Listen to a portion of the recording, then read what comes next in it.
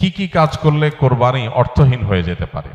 কোরবানি অর্থহীন হয়ে যাওয়ার জন্য সবচেয়ে বড় যেই কাজটি হতে পারে সেটা হলো লৌকিকতার কারণে বা আল্লাহর সন্তুষ্টি অর্জন ছাড়া অন্য কোনো কারণে যদি কোরবানি হয় তাহলে সেই কোরবানিটা অর্থহীন হয়ে যেতে পারে।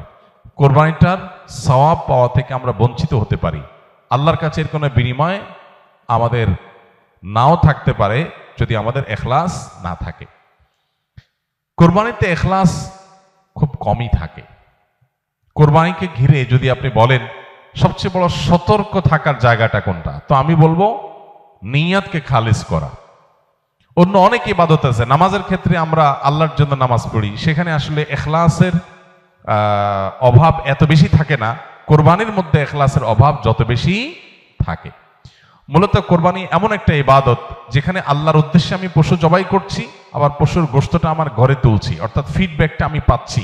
এরকম জায়গা যেখানে অর্থনৈতিক বা আর্থিক ইবাদত, সে আর্থিক ইবাদতের ফিডব্যাক বা উপকারিতা যদি আমরা নিজেরা পাই, সেখানে এখলাস ধরে রাখাটা আসলে কঠিন হয়। কোরবানিটা সেরকম একটা ইবাদত। এই জন্য আমি কোরবানি কেন করছি এটা আগে ক্লিয়ার করতে হবে। আল্লাহ বলেছেন লা ইয়ানালাল্লাহু লুহুমুহা ওয়ালা দিমাউহা ওয়ালাকিন ইয়ানালুহু আত-তাকওয়া মিনকুম।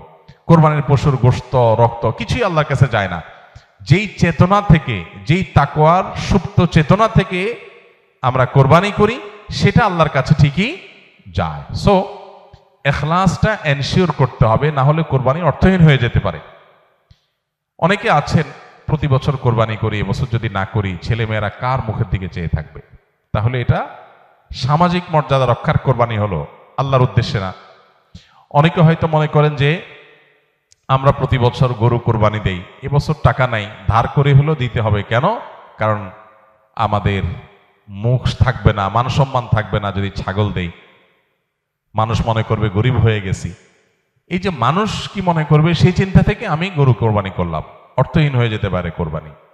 ঠিক একইভাবে নতুন আত্মীয় হয়েছে, অন্যান্যবার কোরবানি করি বা না করি, এইবার তো করতেই হবে। মেয়ে বিয়ে দিয়েছি, বিয়ের বাড়ির মেহমানরা আসবে, তারা জানবে, তো এবার কোরবানি না দিলে তো মুখ থাকে না। কোরবানি আমার উপরে আবশ্যক হয় না, তারপরে আমি কোরবানি করতেছি কেন? ব্যয়কে দেখানোর জন্য। এখলাস নষ্ট হয়ে গেল। অনেকে আছেন যে কোরবানির মূল উদ্দেশ্য হলো ফ্রেশ গোশত সংগ্রহ করা, এই সামাজিক মর্যাদা ইত্যাদি, এগুলোর কারণে কোরবানি সবচেয়ে বেশি অর্থহীন হয়ে যায়। এই জন্য কোরবানিকে সবচেয়ে বেশি আমাদের রিয়া বা লৌকিকতা থেকে মুক্ত রাখার চেষ্টা করতে হবে। আল্লাহ আমাদের তৌফিক দান করুন। দ্বিতীয়ত, হারাম অর্থ দিয়ে যদি কোরবানি করেন তাহলে সেটা অর্থহীন হয়ে যেতে পারে। আপনি দেখবেন কোরবানির ইবাদতটাতে এক অদ্ভুত দৃশ্য আমাদের দেশে দেখা যায়। যারা যত বেশি প্র্যাকটিসিং, তাদের কোরবানির পশুর সাইজ সাধারণত তত কম থাকে। আর যারা যত বেশি নামাজ কালাম কম পড়ে, ইসলাম থেকে যত দূরে, তাদের কোরবানির পশুর সাইজ তুলনামূলকভাবে তত বড় হয়। অদ্ভুত না ব্যাপারটা? আপনি ঢাকা শহরে ঘুরে ঘুরে দেখবেন যে গুলশান, ধানমন্ডি, বনানী, বড়লোকদের এরিয়াগুলোতে এক একজনের গ্যারেজের ভিতরে আপনার বিভিন্ন নামের গরু, কালাচান, সুলতান, ধলাচান, লালচান, এক একটা গরু 3 লাখ, 4 লাখ, 5 লাখ, 7 লাখ, 10 লাখ টাকা দামের 2টা 3টা গরু। হয়তো অনেক এলাকা আছে যে একটা পাড়া মহল্লাতেও এত টাকা খরচ করে সবাই কোরবানি করার সুযোগ হয় না। যাই দেখেন ওই বাড়িতে যারা থাকে তাদের নামাজ নাই, কালাম নাই, ইবাদত নাই, বন্দেগী নাই। কোরবানি বেলায় মাশাআল্লাহ 4টা 5টা আছে, কারণ এটাতে বেটাগিরি জাহির করা যায়। আর যদি নির্বাচন সামনে থাকে তাহলে তো কোনো কথাই নেই। তাহলে এবার 10টা গরু, 20টা গরু, 30টা গরু। তো এগুলো বেশিরভাগ ক্ষেত্রে হারাম উপার্জন থেকে হয়, বিশেষ করে যাদের মধ্যে আল্লাহর ভয় না থাকে। তো হারাম উপার্জন থেকে যদি কোরবানির পশু করা হয়, জবাই করা হয়, বা ওই যে লৌকিকতার কারণে মানুষ দেখানোর জন্য, বাহবা পাওয়ার জন্য যদি কোরবানি হয়, তাহলে সেই কোরবানি কি হয়ে যাবে? অর্থহীন হয়ে যেতে পারে।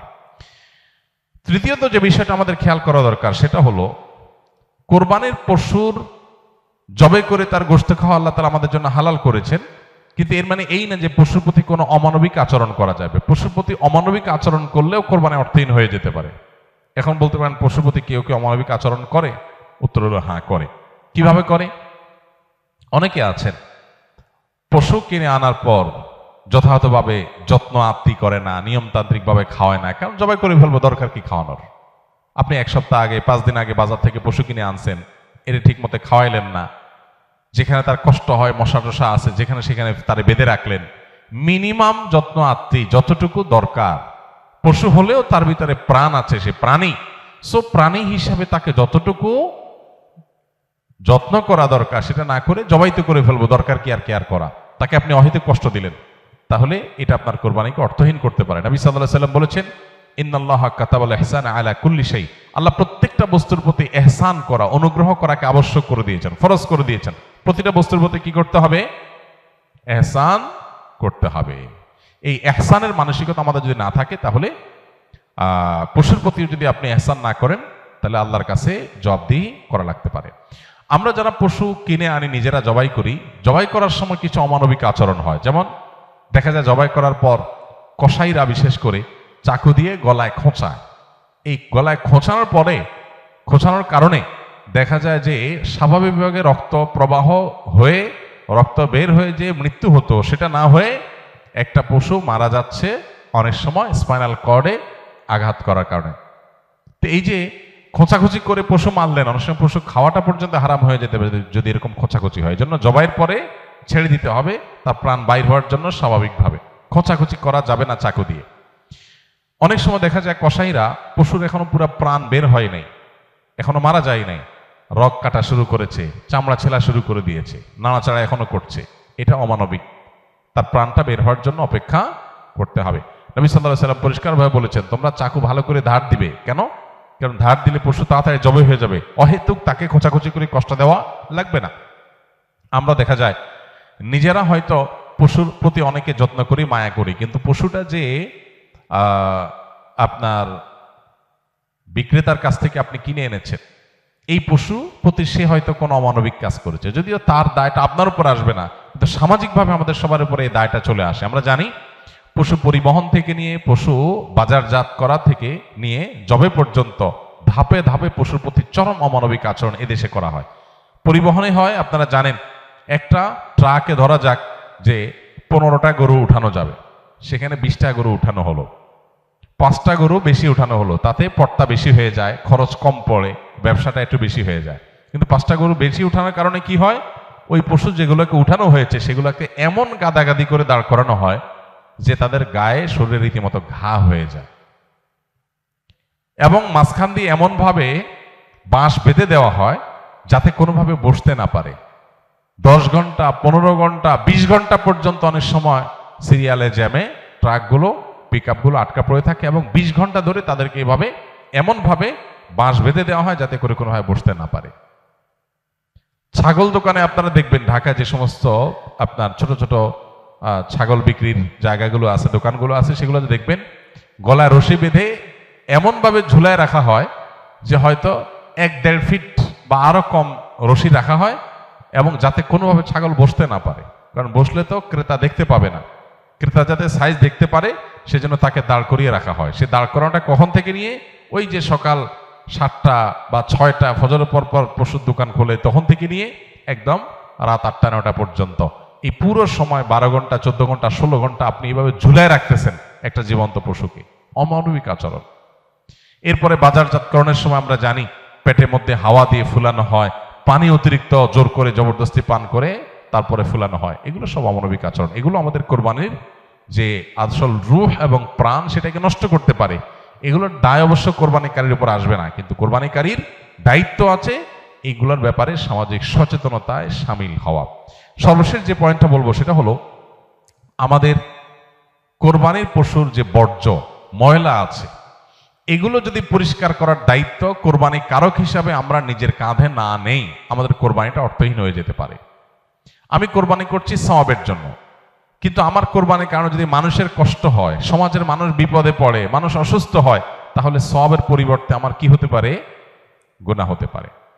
আপনি কোরবানির পশু এনেছেন, এবার কোরবানির পশুর যে গোবর, তার পেশাব, বিষ্ঠা, এগুলো পুরো এলাকাকে ময়লা দিয়ে ভরে ফেলেছে, দুর্গন্ধে ছেয়ে গেছে।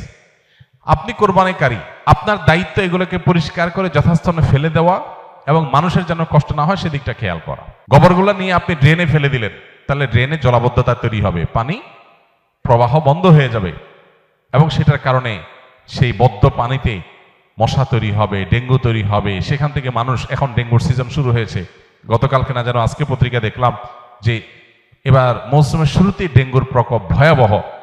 হয়তো এখান থেকে যে মশা তৈরি হয়েছে এটা কোনো মানুষকে কামড় দিবে, সে মানুষটা অসুস্থ হয়ে হসপিটালে ভর্তি হয়ে হয়তো মারা যাবে, লাখ লাখ টাকা খরচ হবে, আইসিইউতে যাবে, আপনি হয়তো জানান না, আপনি কোরবানি করে চলে গেছে। তো এই জন্য আমাদের কোরবানির পশুর বিষ্ঠা, ময়লা, বর্জ্য এগুলোকে পরিষ্কার করা, যথাস্থানে ফেলা, যেখানে সেখানে না ফেলা, এবং ড্রেন অন্যান্য জায়গায় মানুষের রাস্তাঘাটের আশেপাশে চলাফেরার জায়গায় ফেলে মানুষের কষ্টের কারণ যেন না হয় সেটা লক্ষ্য করা আমাদের কর্তব্য। যদি না করি তাহলে এই কোরবানি অর্থহীন হয়ে যেতে পারে। ভাইরা আমার, প্রতি বছর এই বিষয়টাতে আমরা সচেতনতা সৃষ্টি করার চেষ্টা করি। কোরবানি হোক পবিত্র, আমাদের দেশও থাকুক পরিচ্ছন্ন, আমাদের পরিবেশটাও ভালো থাকুক, এই স্লোগানটা আমাদের মাথায় রাখতে হবে। কোরবানি করার পরে অনেক সময় দেখা যায় কোরবানি পশুর রক্ত রাস্তায় বেয়ে পড়ে গেছে, মাটির রাস্তায় শুকিয়ে গেছে, আমি ভালো করে পানি ঢালি নাই, দায় সারা একটু পানি ঢেলে চলে গেলাম, তাহলে এই রক্তটা শুকানোর পরে দুর্গন্ধ হবে, মানুষ আশেপাশ দিয়ে যাবে, নাকে হাত দিয়ে যেতে হবে, কষ্ট হবে, দিলের বদদোয়া মানুষের আপনি পেতে থাকবেন। তো কোরবানি করে কি লাভ? আল্লাহর বান্দাদের কষ্ট দিয়ে তো আল্লাহকে আপনি খুশি করতে পারবেন না। কোরবানি পশুর জবে করার পর অনেকে বুড়ি পছন্দ করেন, বুড়ি খাওয়া হালাল, কেউ চাইলে পছন্দ করলে খেতে পারে পরিষ্কার করে। এখন বুড়ির যে ময়লা সেগুলো আপনি রাস্তার পাশে কোন একটা খালে ফেলে দিয়ে চলে গেলেন, কারোর খেতে ফেলে দিয়ে চলে গেলেন, রাস্তার ধারে ফেলে দিয়ে চলে গেলেন। এবার 1 সপ্তাহ, 10 দিন, 15 দিন, 20 দিন, অনেক সময় 1 মাস বা আরো বেশি সময় পর্যন্ত এগুলোর গন্ধে আশেপাশে মানুষ বসবাস করা কঠিন হয়, পথচারীদের কষ্ট হয়। তো এগুলো সবগুলোই কিন্তু আমাদের কোরবানিকে অর্থহীন করে ফেলতে পারে। অতএব আমাদের উচিত হবে যে আমাদের কোরবানির পশু ময়লা বর্জ্য এগুলোকে গর্তে ফেলে দিয়ে মাটি চাপা দিয়ে সুন্দর করে সেটাকে দাফন করে দেওয়া, যাতে কোনোভাবে মানুষের কষ্টের কারণ না হয়। আল্লাহ রাব্বুল আলামিন আল্লাহকে সন্তুষ্ট করার মতো করে কোরবানি আমাদেরকে নিবেদন করার তৌফিক দান করুন। কোরবানি যেখানে ত্যাগের কথা বলে, সেখানে যদি আমরা মানুষকে কষ্ট দেই তাহলে এটা সওয়াবের পরিবর্তে কোনো কোনো ক্ষেত্রে গুনাহের কারণ হতে পারে।